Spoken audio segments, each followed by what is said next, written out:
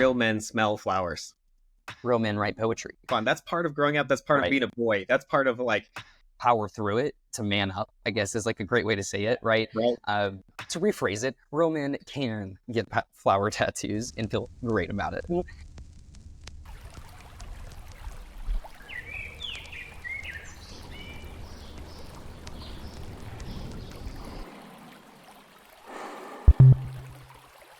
I'm good. I'm preparing to fly out of the country tomorrow, so it's a bit chaotic. There's stuff all over the place. Yeah, that's exciting. You're going on an adventure. Yeah, there's bottles of olive oil on the bed. There's don't forget your olive oil. That's the most important thing. I just bought some like real pure, great olive oil that's super healthy, so I had to bring it because it's expensive to import things into Norway where I'm going because you have to pay that, and I'm just not going to deal with that. So I just bought it ahead of time. And I'm going to bring it in my suitcase. That's super smart. Where did you get it? What brand is it? I'm always looking for some good olive oil. Well, this is the best. I don't think there is a better verifiable brand than this because it's Brian Johnson's Blueprint olive oil. I knew it. I heard him on a podcast or something, and I was like, I'm going to get this olive oil. Yeah, so I put a lot of research into Brian Johnson's whole project of Blueprint, and I feel pretty confident that they're in a good direction and that there's like actual readings from their tests are on point. So I trust it, and everything is verified within it. The polyphenol counts are up there. Like it's sifted for heavy metals. That's and amazing. And it's going to be good. It's fresh. It's less than 6 months old. Does it taste great too? I haven't tried it yet because I didn't want to open it and put it in my suitcase open. But I'm really excited. Yeah, because it's supposed to have like a peppery taste, and I feel like I've never had that in olive oil. I feel like I've just been eating junk, but buying the expensive ones that I thought were nice. So we'll see what happens. It's so tricky. So I'm glad you found something that seems legit. And if it is, and it tastes great, let me know. I'd definitely try some. But you have your olive oil. That's like the most prized possession, obviously. But like, you're packing for like, I'm actually curious, just real quick. How does that look like in terms of moving from going to like Norway for extended periods of time? How many clothes do you have? Like, are you packing lightly? What does that look like? Oh yeah, we'll have to do a separate episode on this. Okay, that's fine. Details, because I've spent 10 years like crafting this. That's what I figured. Let's do a whole episode on that. It just piqued my curiosity. We can move forward if you don't want to chat too deeply about it. Yeah, basically, like I have all of my possessions more or less with me, and the only reason that I am ever above a single carry-on suitcase is just for hobbies. And I like having my hobby stuff with me, but I like switch between hobbies. So my whole life always fits within this one carry-on and a backpack, and then everything else further is hobbies and tools. What carry-on do you use? I'm assuming it's not polycarbonate. It's aluminum. It's the Away aluminum. It's like a $550 suitcase, but I'm looking for one. So They make a black version of this, and it's so amazing looking. And I would have bought it if they had it, but they only had aluminum when I bought mine. I will look into that one. I'm actively on the market for an aluminum suitcase, so appreciate the plug. Yeah, for sure. Cool. Okay, I'm gonna Let's get started then. Let's get started. If we get time at the end of the episode, I'm gonna drop this new study I looked at this morning, but we're gonna move past it. We're going to go straight into real men. Let's do it. Whoa, real men. So this episode is meant to both be fun and maybe a little bit serious. And we're tackling like elements of what masculinity is with the modern man. And I also really, really love that, like, Gregory, you're Gen X, right? I'm Gen Z. Sorry, Gen Z. I always mix up Gen Z and Gen X because I'm dyslexic. I meant Gen Z. You're Gen Z. And I'm a millennial. And I feel like that brings so much more flavor and insight to this conversation. Like outside of the labels of it, it's just nice that we have a generational thing to talk about this to some degree, and we can get some different perspectives. Because I'm really curious if you have any different feelings on things. I probably will have some stuff just from, I don't know, growing up in the U.S. and living in other countries. So we're going to jump in. What we're going to do is like, we're going to have 5-minute rounds. So it's like, we're almost in like a boxing match, but maybe we'll not want to box. I don't know. And so we're gonna make a statement. Real men, whether we agree with that or not, we just want to bring it up and have a conversation about it. I'm gonna set a 5-minute timer for each one, and then we're gonna just switch before that if we want. No matter what. So I'm gonna launch in. Here we go. My first hot take. Real men have long hair. Ooh. That's interesting. That hurts. That was Okay, elaborate, please. no, it was just it's just a fun tongue in cheek. I just wanted to open with something because I've been told, well, Yeah. I don't want to get too into details of like personal family things, but like my my uncle and my grandpa both had long ponytails, but like other people in my family always made fun of me growing up for having long hair because I've had long hair and cut it off 4 times now. And Wow. yeah, and I like played drums in metal bands when I was in high school and stuff. So, I had the long hair and I fit the part. And I dig your long hair. You rock it. And I'm happy that you brought it to this call today because normally you have it up. And I was wondering, like, why did he make that change? And it's just so you could say that. It was on my mind. I was like, I have to like show it off if I'm gonna talk about it. Yeah, for sure. Yeah. So anyway, I totally disagree, but I would say that I would say that having no matter a real man has the hairstyle he wants, that he feels comfortable in and he's proud of. That's all that matters. Yeah, I agree with that. The point was to also like bring up that it's okay to have long hair as a dude, and it Absolutely. maybe it is like the thing that you want to do it. You should just do it, whatever hair you want. I've been thinking about cutting fringe bangs for a couple like 6 months now, and I'm still considering it, and like having shorter hair and just doing like this Australian bushwhacker look. Yeah. Yes, it is in my mind. That's my imagination. It's probably not Do they that. have AI that you can use to like try on different hairstyles? I assume that's a thing. I've never done it. There is. I don't know how accurate it is. I've been thinking about doing some mock-ups. Maybe we'll post some. It could be in the street. So I'll just be like in a space helmet with my fringe bangs or something. I have really thought, but seriously, I have thought about going the long hair route at some point. What I get concerned about is going through that awkward phase where I feel like I would feel really uncomfortable and it looks like it doesn't know where it wants to go. Yeah. I feel like, you know what I mean? You have to style You went through that phase a few times, I imagine. So what is that process like to get long hair if people are interested in going, against the grain, so to speak, and trying this out? Yeah, if you don't know what you're doing and you haven't done it before, just get a hairdresser that you trust or go to the one that you have and ask them to help you come up with ideas along the way and like bring in photos of stuff that you like with medium and a little bit longer, and then just try to style towards those in the in-between phases and just accept that this is part of the journey to long hair. There's no way around it. Right. So you got to go for it. How long did it take you to get your hair where it is today? This is probably about 3.5 years. Wow. Commitment. And like this almost as long as it's ever been, but the longest I ever had it was down here. And I cut it all off and donated it to charity for cancer kids, which I felt good about. That's amazing. Yeah. Will you share a little bit about why you choose long hair over other hair? How does it make you feel to have long hair in society today? Oh, I don't know. I'm not reflective of how I feel in society. Like I just do what I want. Okay. I do what I feel good about. To be honest, like that's perfect. My baseline answer. Yeah. Let's jump to you. Where's your real man? Let's move on. Well, I thought we're doing 5 minutes each. Sorry, I was trying to make it go 5 minutes. So let's just move on. Cool. All right. Real men prioritize their health. I would say that it's super important because it's before you can do anything else, you have to be a healthy person. That matters more than anything else. So people that I think where I want to drive this point home is like a lot of times men, and I've been guilty of this too, like become workaholics and they want to be providers and they want to be protectors of their families and so forth. And they'll sacrifice their sleep and their diet and their just mental clarity and all of these things that are really crucially important so they can set the bar and standard and do all of those other things that men are supposed to do. And they end up sacrificing their health, and then they can do all of those, and then they end up like not being able to do any of those things, I would say, as well as they could have.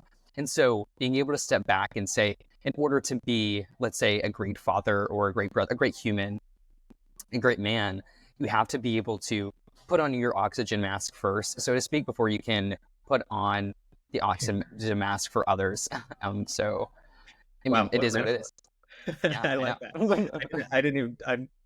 I agree with you completely. I think that's even more of just being human. I mean, we're just having fun saying real man, but but there is something I would say if you have a family and like you need to take care of them, it's more than just providing for them. There's a different element, which is like being able to be at your best so that you can be kind and compassionate. And that involves your health and your sleep and your physical condition. Like if you're suffering, then you're making everybody else suffer. And so I agree completely. Like a real man would go through the suffering of getting into good health, like go through that grind in the beginning to help other people. I'm 100% Definitely with you. Okay, let's move forward. Okay. Let's go to a hot take. Real men aren't insecure. How do you feel about that statement? Real men aren't insecure. I believe that. I think I'm going to go and say this one too, because it's super aligned and it's just how I ended up phrasing it. And maybe we can combine these. But I think where you're getting at it, and maybe I'm wrong, but I said that real men love themselves. Mm-hmm. Would you say that it's kind of striking the same chord? I think there's overlap. Okay. I think yours is 100% accurate. I put mine in there because I feel it's a mixed bag, because some people have mental issues or like capacity problems that make it so that there's certain wirings and perhaps traumas from earlier in life that make them insecure, and that's completely acceptable and understandable. I think the big thing that I kind of wanted to approach with this is that maybe for me, I think it doesn't matter if you're insecure or not. What matters is that you're trying to grow and love yourself and like love other people and get there, and like be acknowledging that insecurity is what real men do, not necessarily the fact that they are insecure or not. I don't think that is a true accurate statement. I think it's if they acknowledge it and work at it. That's all. Right, exactly. Like it's important to feel the emotion and allow yourself to be aware of your insecurity and not like push it off and shrug it off. I think a lot of people tend to just try to like power through it to man up, I guess is like a great way to say it, right? Right. That's where I was going with it. Yeah, it's so easy to do that. And I don't know how we feel about like slander on here, and maybe we bleep it out, but like I just remember like tons of moments in my childhood where like I was with a group of kids and we would go out to the creek every like Saturday, Sunday during the summers. And there was this huge rock that you could climb up on and then jump off into the deep end of like the river that was flowing, the creek that was flowing. And for the longest time, I was so scared of doing it. And people just was like, come on, man up, you pussy, and stuff like that. And just throwing out these really vulgar terms. And, I didn't want to be pussy or something like that. So I had to power through it and deal with it. And I think what we're trying to say is it's important to be aware of like why I was scared of jumping in the first place. How did that make me feel? But it's not about powering through it and just manning up. It's about being super honest with that feeling and what's truly making you feel that way, and then accepting that it's okay to feel that way so that you can then process it and then move through it. And ultimately, like it's about like working through it as opposed to going around it. I think is like the major difference there. Yeah, I like that. I also want to add two sides to that, that I think are really important. One is I do think it's culturally valuable and important to have these like men moments where we're not missing this like grit, and we have those group sessions where we're pushing each other and maybe we're calling each other names or we're doing whatever. It's like in the playfulness and fun. That's part of growing up. That's part of being a boy. That's part of like getting a little bit of emotional resilience, and that's I think that's super important, and I actually would never condemn that at all. But on the other side, I think that there is a problem and a negative aspect to like these overly ego driven people or men that go out and they are like projecting everything and they don't know how to look back at themselves, so they're just aggressive about everything, and they feel that that's the strategy that they need to make anything happen, and so they're just like pushing and calling other people names and stuff to try to like I don't know what the reason necessarily is, but it's just like it's not motivational, it's just unkind, and there's a difference between the two. Yes, it's hard for us to speak to it exactly because we're not psychologists or anything by any means, but it's about, in my opinion, it's people tend to do that because they haven't built up that foundation within themselves to like really accept themselves for who they are, and of course like improve it. But it's about, and so they tend to project out and push people down for the weaknesses that they feel like they have secretly, and they just don't want to admit to themselves. They're ashamed of what they see in other people, of what they really think is like within them and what they're trying to work through, even on a very subconscious level. And so it just continues to go out until they can face it head on within themselves and work through that and build beyond it. So I think that's where a lot of that comes from, but it is unfortunate. And what do you think? Just that's our 5 minutes. Like, okay. Sorry, we gotta jump. Fine. You're gonna jump. Okay. Yeah. Okay. Real men think for themselves.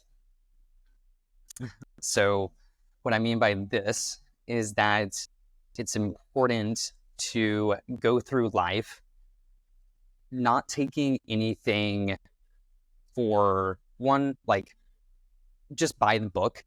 It's important to question things and be curious about the world around you to make educated decisions about how you're going to move about the world.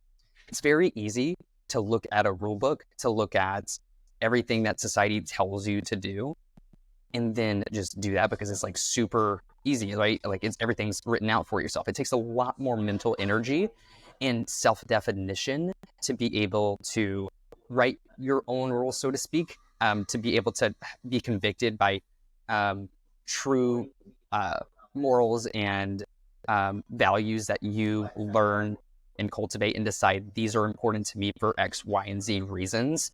You have to be much more present in your life and really question and care. Yeah, exactly. So I think it's important to throw out one caveat here. It doesn't mean don't listen to anybody. And that's a whole other point that I wanted to make. Like, you need to be able to see things from a different perspective and a different point of view. You need to be always ingesting new information, right? But it's about being, so allow yourself to be exposed to those things. Don't be stubborn in all scenarios. Be malleable and adaptable, be ever changing, but you want to be able to hold on and be convicted. Make decisions for yourself. Hold on. What's the phrase? It's like hold on to ideas, to strong ideas loosely, or something along those lines. I don't know exactly do you know what I'm talking about? But it's along that vein. Yeah. I like that. I think that there is probably a strong point of getting caught up and parroting, because by parroting, I mean you just repeat what you've heard or what you've taken in. Sorry, you can hear all these pings. I'm going to get this in over. There's all these, there's like, you go out in society, you talk to people, you have a group of friends, you have your family or whatever. You're taking in what they're saying. And when you get into another situation, if you feel like you want to have something valuable to fit in with the next group, the next tribe, you start parroting out what you've heard already. And this is where the difference comes in. If you can catch yourself parroting, you can take the time, the extra 5 seconds, without just initially speaking and sharing something, to think about how you personally feel about it and how you would share it from an internal thought process rather than going through the parroting process. And then think about if you actually have enough knowledge to back it up. And that's where this critical thinking, I would say, comes in. And I think it's a really good point. I think that, I mean, we could slot in probably like real humans. I think everybody's a human. Everybody's men are men or whatever, but there is a better way to be a man from our cultural perspective, maybe. And that's kind of what we're trying to touch on, or exploring, talking about it at least, which is these conversations are important, right? Like being vulnerable as a man is important. Yes. Vulnerability is huge. That's a whole other, I think, I kind of just want to lean right into it since we're here. But when it comes to feeling emotion, expressing it, and allowing yourself to be vulnerable, I think broader thing is that real men communicate and they don't hold things within themselves. They seek to understand what they're feeling and allow themselves to feel it. And then they're not afraid of expressing those feelings to somebody else so they can feel supported. Like, men feel like they have to be huge, strong foundations, trees. I think that's a good metaphor because they're so strong and resilient for the most part, but you have to be okay with letting your shell go, letting your armor go temporarily in moments, so you can be supported by other people, and therefore I think become stronger because of that. Yeah. People need to communicate. It's like I would say the biggest thing. I was gonna say, if there's one takeaway from this episode, if it's real men communicate, like, boom, we nailed it. Like, that's the biggest. I think communication is the biggest thing about being a happier person and spreading yourself into the world in a positive way. Like, communication is everything. You will not grow as a person without communication. Right, and just to specify, it's authentic communication. Yeah, but if you drill this, yeah, go ahead. All right, just real quick thing. Like, if the best you can do is to just communicate, and you're not like at a place in your life where you feel you can be vulnerable, like, start there. Just start expressing and talking and try to work your way up to it. Because I've known a lot of people who were not able to dig deep. And I think that there's an important distinction here. If you're not in a place where you feel like you can express and go deep within yourself, just try to communicate more and work on it, and like just be more open and talkative. Yeah, that's a great point. And I would say this is a motivating factor for me, is there are only so many hours within a day, and only so many days that you have to live, and only so many people that you're ever going to come in contact with, especially people that are going to be, I would say, closer to you, where you're going to spend extensive amounts of time with, where you feel like these are the type of people that you could open up to. And that's, if you're lucky, where you actually have those types of people in your life. And, one, you should be trying to find those types of people that you can express to and open up to, because it's also one thing that can help with being vulnerable is finding the right person to be vulnerable to, somebody that you feel like is going to understand you. But just generally stepping back and realizing that there's only so many moments where you feel like you can connect with a human being. There's only so many times you can have that deep conversation. And I mean, for me, it's about showing up as most authentically as I can and having these deeper conversations as most often, because there's only so much time. I would rather spend that time really connecting with people and helping and being seen by people, as opposed to putting on a front and feeling like I never really connected with somebody while going through my life, before it's over. We definitely share that. I think we both would rather connect with people as much as possible, get as deep as quickly as possible. All right, so we got to move on. We're at 5 minutes. Go for it. Going to the next one. Go. Real men are cultured, and this is maybe going to be my hottest take, because when you think about the typical, at least in America, I'm going to speak to the American man here. Like the typical American man is as far from cultured as possible, I would say. And what I mean by that is not that they don't have rich culture. It's that they're so like linearly cultured, as in you're a cowboy in Wyoming. You're like a Boston merchant. You're like someone from Texas who, always holsters a gun, and like that's who you are, because your identity is so deeply entwined in like the thing or the culture or the objects that you wear. And I'm trying to say, in a way, the opposite. Like, real men go out and experience other cultures, and they appreciate and respect other cultures. They don't think that there's just one way to be, and it has to fit into the culture that they grew up in, because it's so tribal. I would say that's my hottest take.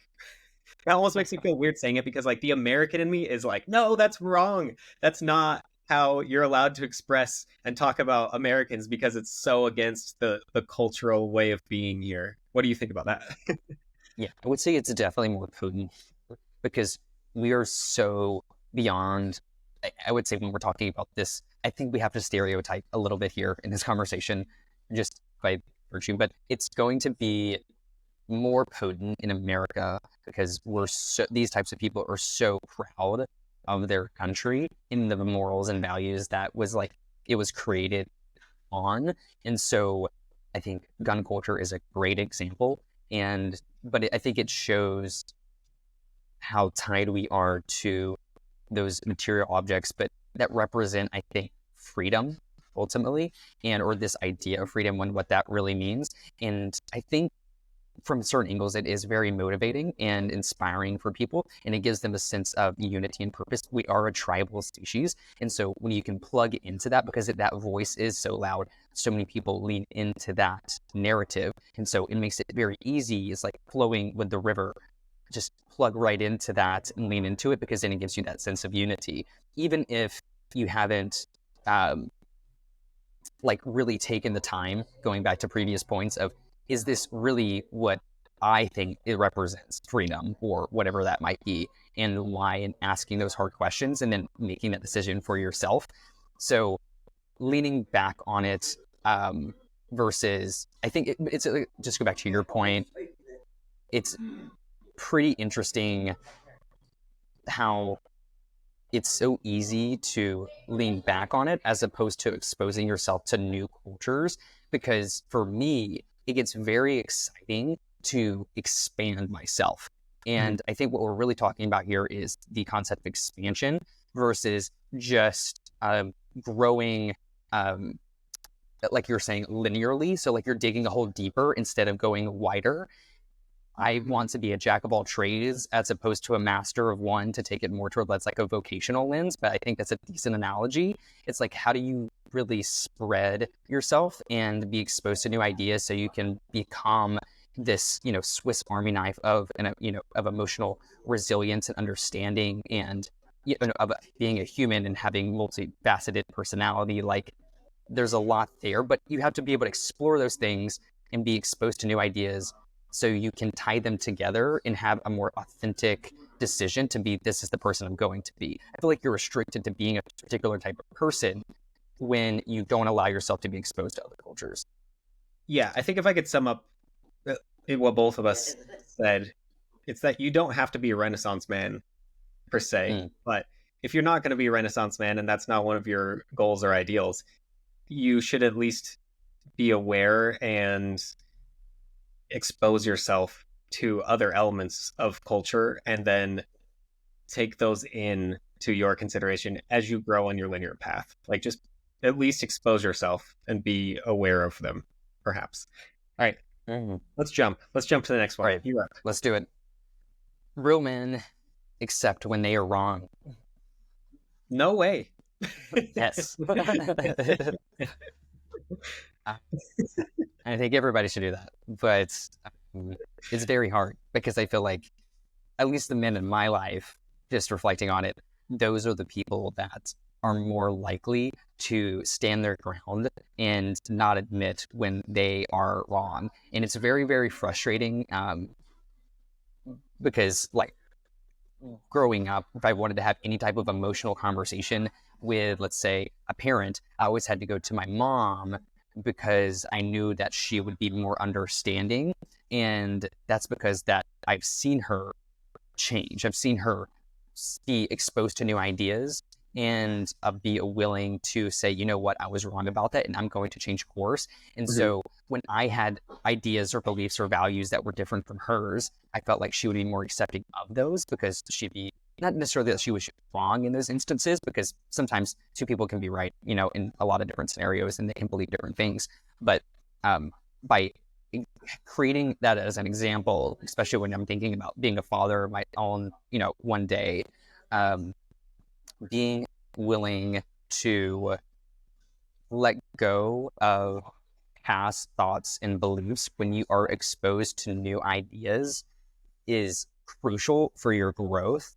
And I want to chat a little bit, maybe you have a perspective here about why it is so hard for people to do that, because men, I feel like, are way more stubborn and they feel way more convicted about things. Where do you think that really drives from? So I've thought about this a good amount, and I actually went to this book club when I was living in New York, and it was basically like I never saw another guy there. It was only women, and which was really fascinating for me, because I got to get in on these insights of conversation.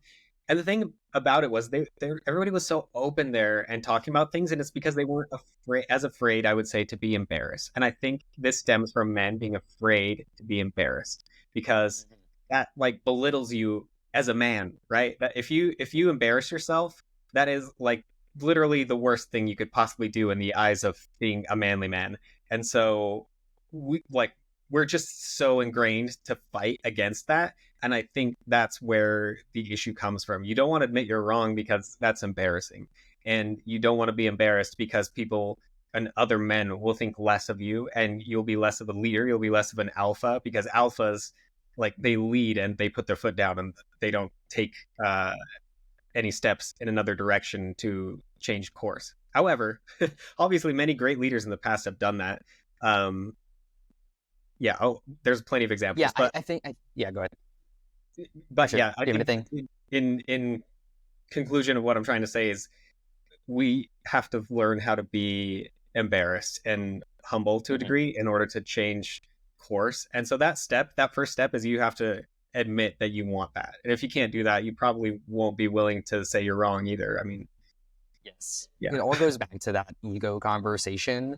Ego makes it so difficult, just this idea of you and your personal narrative and story, because you get committed to different narratives. Like, this is, especially like when it's something that's super close to you, how you live your life, like a foundational belief, then you have to let go of like who you think you are. And that's really, really hard to do when that is threatened, because then you don't feel safe and secure in a certain way.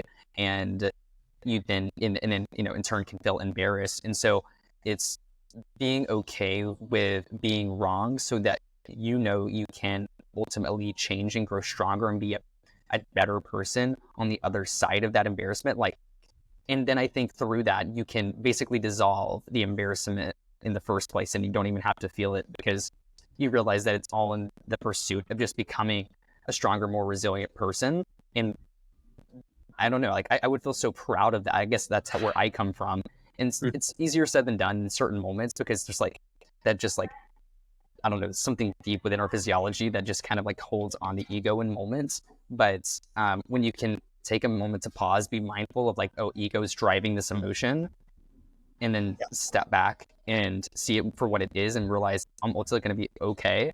Nothing's wrong.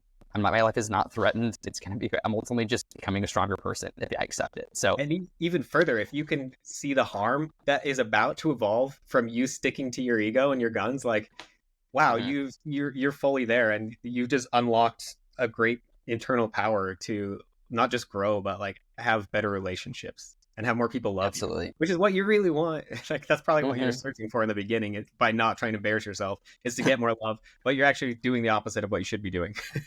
Exactly. And that's actually just bring me to want to close that home, bring it home.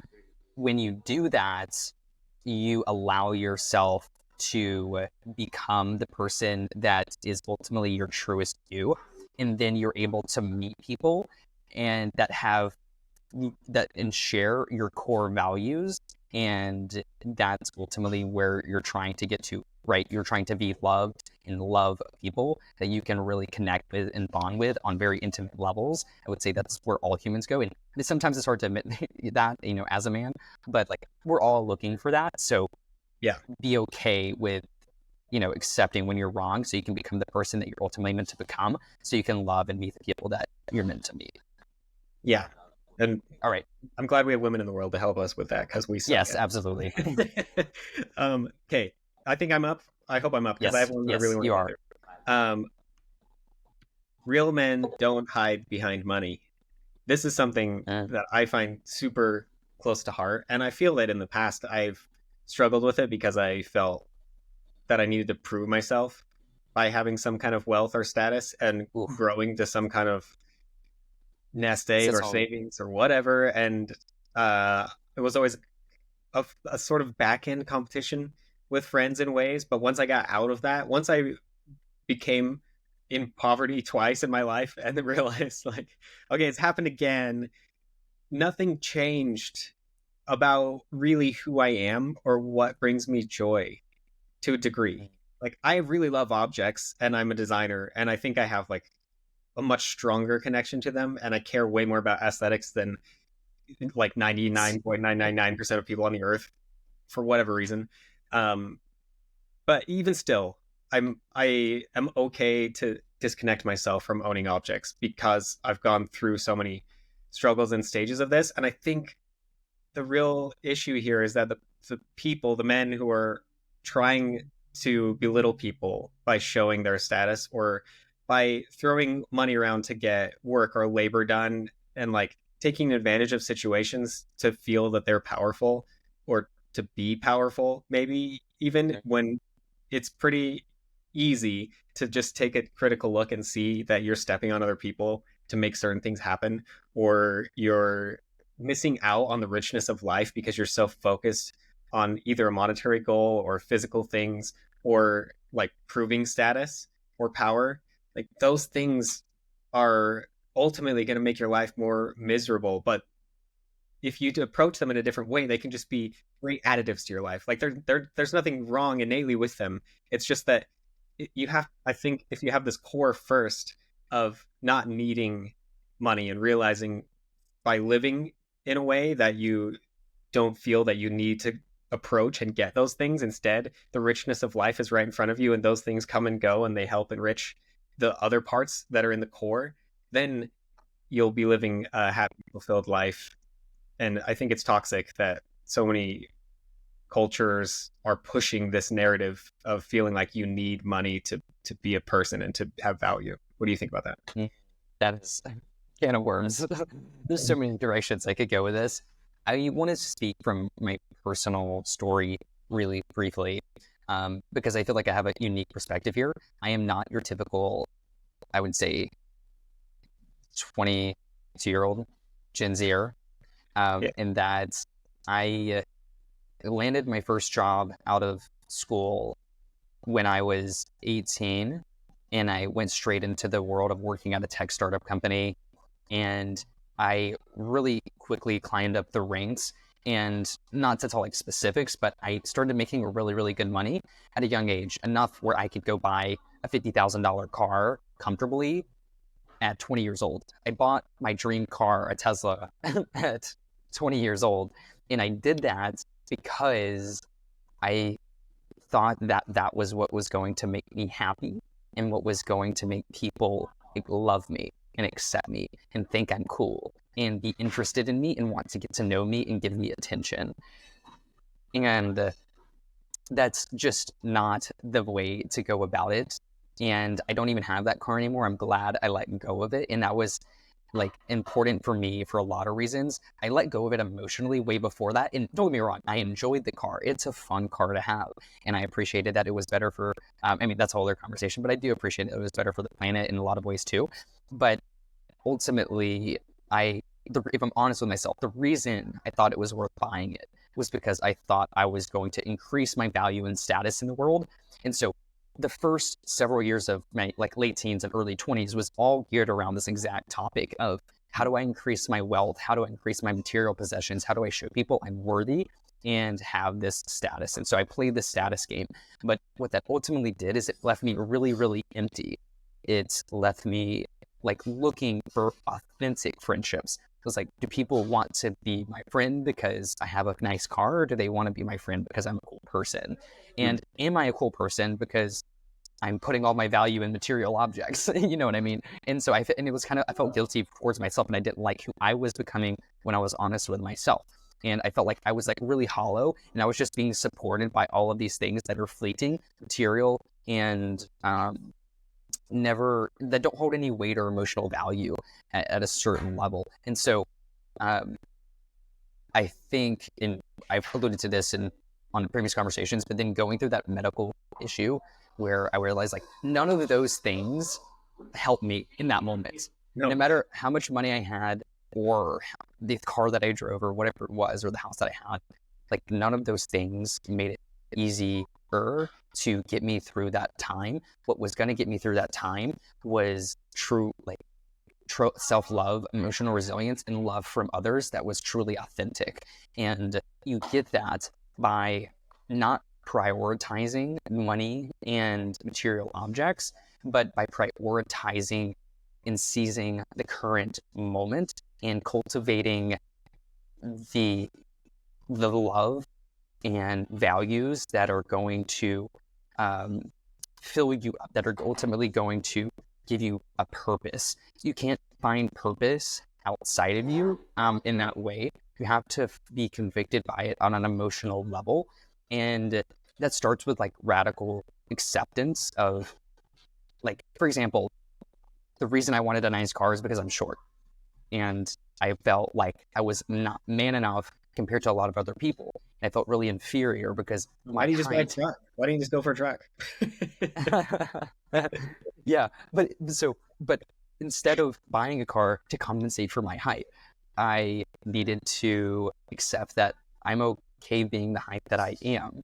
And I now really love how short I am, and it gives me advantages. Like, I'm never going to hit my head on anything, and it's really cool.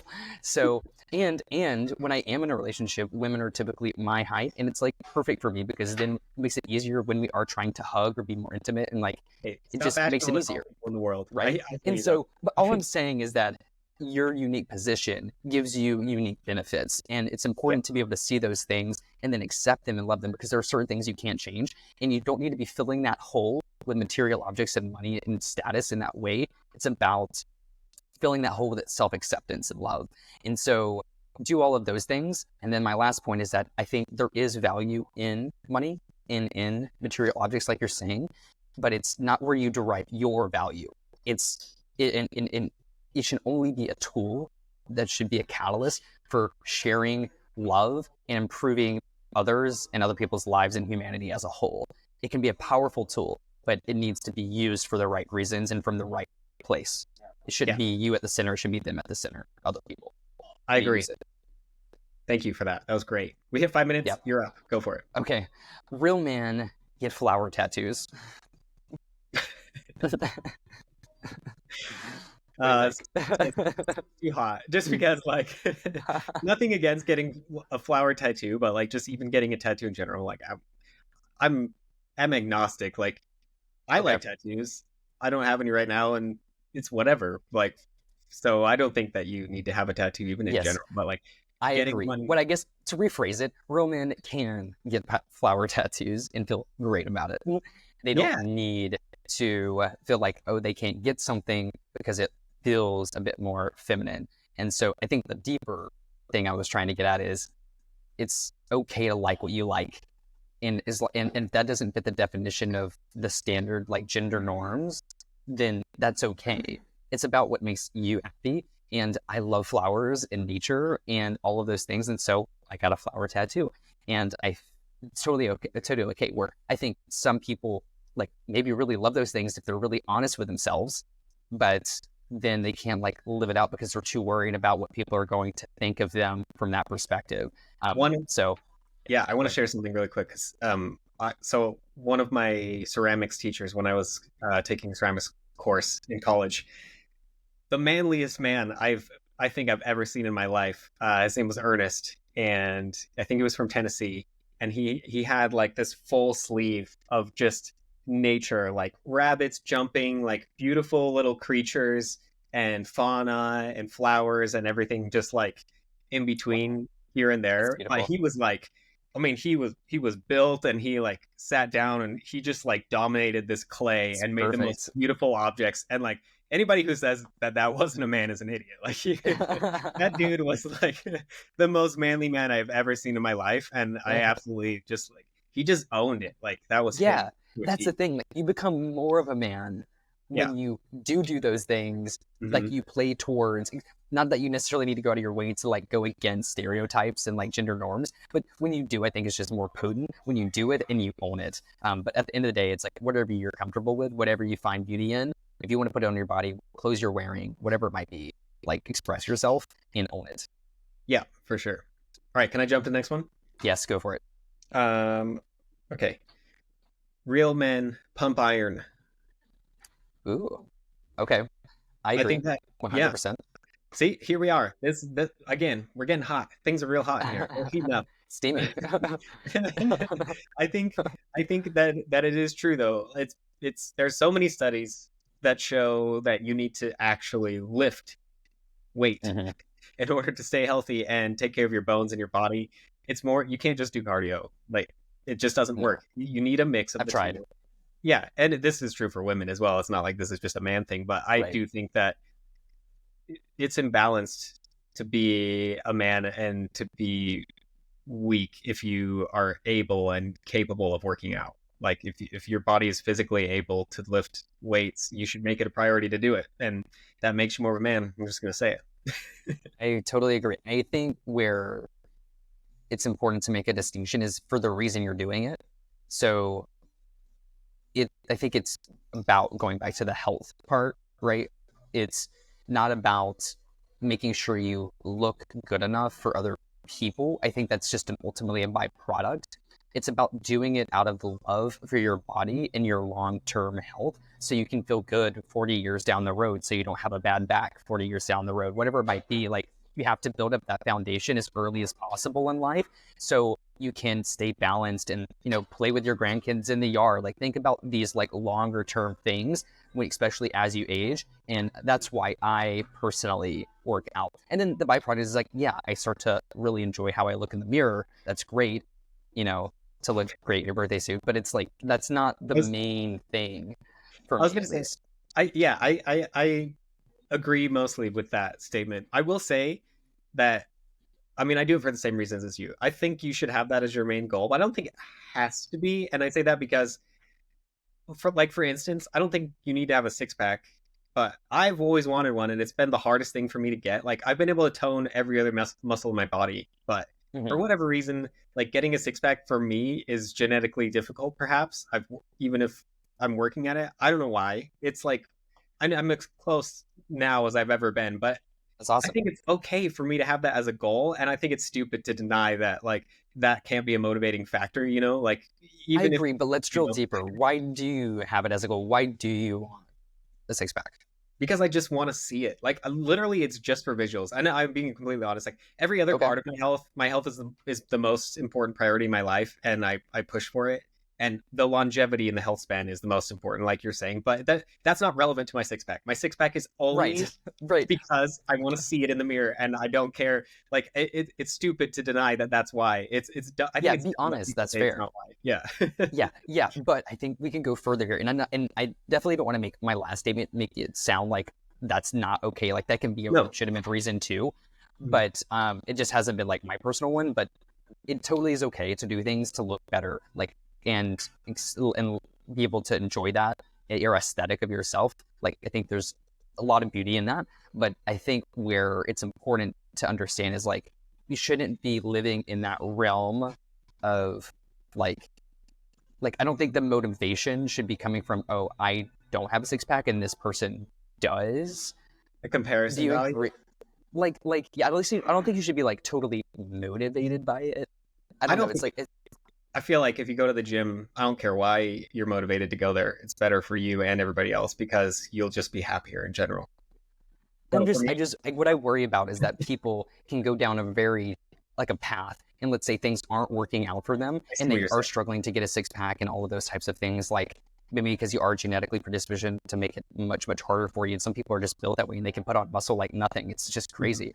When you start to live in that realm of comparison, I think you can end up creating a lot of negative emotions, and then you can start to resent yourself and your physiology and all of those things because you aren't able to look like this person. Like, I think ultimately you should be trying to look like the best version of yourself and feel the best version of yourself. It shouldn't live in that realm of comparison. I agree. At such a motivational level. I mean, yeah, it's a tough one. It's a tricky thing because I think any reason to get motivated is good. Anything that motivates you to work out is a great start, I would say, at the minimum. But at the same time, you shouldn't be doing comparison values. You should never, your mental health should never be struggling because you don't have the body image of somebody else. You should just be trying to improve yourself very slowly and incrementally. That's what's the most important. But, to get yourself in the door. Be motivated. Whatever. Yeah. Be motivated, but like always practice that acceptance, I think is the best balance. Yeah. Finding that balance is huge. Okay. Let's see. I feel like we're hitting all of the ones that I have. I have another one if you want. go for it, and then I think we'll need to wrap up.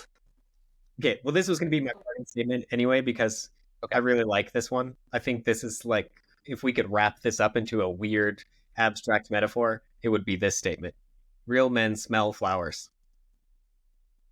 I love that statement. Oh, That's like a that's poem, right? beautiful. In a line. Yes. That's beautiful. I wrote Yes. poetry. I did it. Roman write poetry. That's mine. Nice. I like it. Why did you say that? Elaborate a little bit. For one, flowers are always thought of as feminine in our culture and in most Western cultures. Not so much in Eastern culture in many senses, which I love. But there's this big stigma around you don't give flowers to men, right? And I've told my girlfriends over the years, like, I like getting flowers. I love flowers.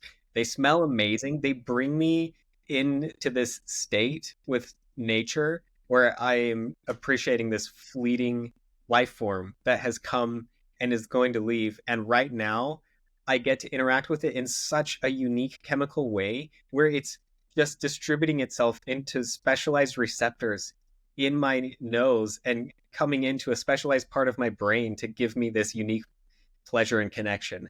How beautiful is that? Like, why would you ever want to deny that just because somebody tells you it's feminine? Like, what does that even mean? Like, it doesn't matter, you know? It's a beautiful moment, and men should get more flowers and should smell more flowers. So that's why I brought it Yes. If there are any women listening to this, go buy your man some flowers. I For think that sure. would be, and let him know it's okay. I think that's like a big thing, and other men do the same thing. Like, men, go buy men flowers. I think everybody should buy more people flowers because it is such a beautiful experience. But it takes people like initiating that, I think, to make people that are on the receiving end feel like they can take the moment to pause and enjoy the aroma of the flowers they've been given. So Yeah. yeah, Oh man, you just even saying that triggered, maybe not triggered isn't the right word, but like it gave me a little bit of anxiety feelings of just knowing that it would be so awkward to give your man friend a flower. yeah, Even if you gave me a flower and we are like, we I go and know. hang out and pick flowers together in nature. Like we've literally done that. We've Yes, foraged I flowers know. together. And I would still feel a little bit awkward if you came and gave me a rose or something. It'd be like, whoa, hang on a minute. Like, is this awkward Yeah, or not? There's just such a deep there's so much baggage cultural there. engraving. Yeah, Yeah. but I think it's an important point to strike home. Like, be okay with going outside of cultural norms when you can. And you don't want to make anybody feel uncomfortable. I think that's where there is some line there because things that are deeply ingrained in society, like you can end up making people feel really uncomfortable if they're not on the same level that you are in terms of like that radical self-acceptance and just taking things and living with a certain openness around definitions and so forth and norms. So I would say like pay attention to, how other people are receiving it, especially if, there's people in your life that are like super, the stereotypical man and have all these like core values and feel very rigid. Like I would It say might be maybe to take insult baby them steps. because Yeah, of it could that. be an Yeah. insult to them. So just like be mindful of that. But for yourself and, I think that's at the end of the day, all you have control over. So allow yourself to be exposed to those as often as possible. Basically, as I would say, as men, we're saying that we need women to lead the front door and start buying more flowers for men so that we can make the shift because we can't do it on our own. It's Yes. not Yeah. gonna happen. Men can only do so much, but yeah, women, I totally agree. And then I think that's it. I guess mine would be real men write poetry. I'm actually going to lean into that one. That wasn't one I wrote beforehand, but I think it's a beautiful one. So the reason I say that is poetry is self-expression. I think at its ultimate core, it's about being able to take in the world and notice the little things, notice the more obvious things too, but like allow them to sit inside of you, allow yourself to be exposed and discover what you might otherwise not notice, and then allow those to stir inside of you, connect dots with other things that are inside of you, with your past experiences and other convictions that you've had and other values that you hold on to. And like sometimes those are competing and you have to like wrestle with those. And so I think poetry is like a beautiful medium for being able to learn how to be as honest with yourself as possible and express yourself. Because the thing about poetry is that it's just as important as like the words are. I think even more importantly are what's between the words and like what people can get out of it. And so poetry doesn't always have to make exact sense. It can be open to interpretation. And every time I read a poem that I've written, I get something new from it. And I think that's like such a beautiful thing because it allows you to tap into parts of yourself that are beyond words, even though you're leveraging words to like help get it out. I think that's just like opening the gates, so to speak. And so, and it's really all art. I would say you can expand this beyond poetry. Like maybe you go paint or you play piano or whatever your art form might be.